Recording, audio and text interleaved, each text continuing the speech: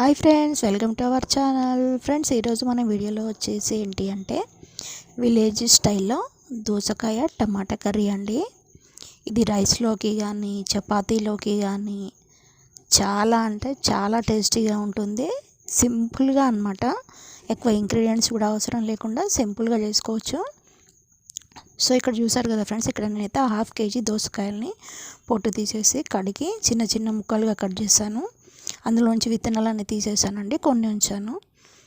ఒక 1/4 kg అని టమాటాలు, ఒక ఆనియన్, 2 పచ్చిమిరపకాయలు, అంతే అండి. ఇంకా మనకి జస్ట్ అంటే ఉప్పు కారం అవి కాకుండా ఇవే మనకి ఇంకా ఏమి ఎక్కువ యూజ్ చేయకుండా సింపుల్గా అనమాట. సో ఇక్కడ నేను పాన్ పెట్టి ఆయిల్ కూడా వేసానండి. సో అందులో ఫస్ట్ వచ్చేసి ఆనియన్ వేస్తున్నాను. ఆనియన్ని కొంచెం ఫ్రై చేసుకుందాం మనం.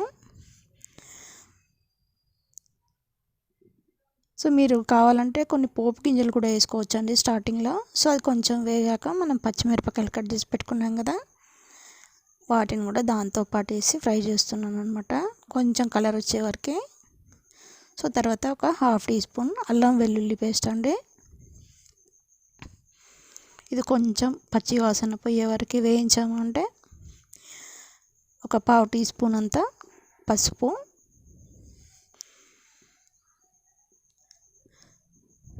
సో నెక్స్ట్ వచ్చేసి మనం కట్ చేసి పెట్టుకున్న దోసకాయలు అండి. సో ఇదేంటంటే మనం ఒక 3-4 నిమిషాలు అట్లా లో టు మీడియం ఫ్లేమ్లో పెట్టేసి మధ్య మధ్యలో కలుపుతూ మూత పెట్టి ఫ్రై చేసుకోవాలండి దాన్ని ఆయిల్లోనే దోసకాయల్ని. సో చాలా బాగా వస్తుందన్నమాట కర్రీ అలా చేస్తే మనకి. కాసేపటి తర్వాత నేను కర్రీకి సరిపడా సాల్ట్ వేసాను. కొంచెం సేపు అంటే 2 నిమిషాలు పట్టిన తర్వాత దాంట్లో టమాటాస్ వేసేసాను అనమాట. చెప్పాను కదండి, ఇది విలేజ్ స్టైల్లో చేస్తున్నామని మనం. సో ఒక్కరు ఒక్కొక్క రకంగా చేస్తారు. సో ఇప్పుడు మూత పెట్టేసి ఓ 4 minutes అట్లా పెడదామండి మనం. తర్వాత నేనైతే ఇక 1 teaspoon కారం పొడి వేసానండి. ఎందుకంటే మనకు కర్రీ ఎక్కువ ఉంది కదా క్వాంటిటీ, సో అందుకని 1 spoon కారం వేసాను. ఇప్పుడు లో ఫ్లేమ్లో పెట్టేసి ఒక 2 నిమిషాలు అలా మనం ఉడికించాలన్నమాట దీన్ని ఇలాగే.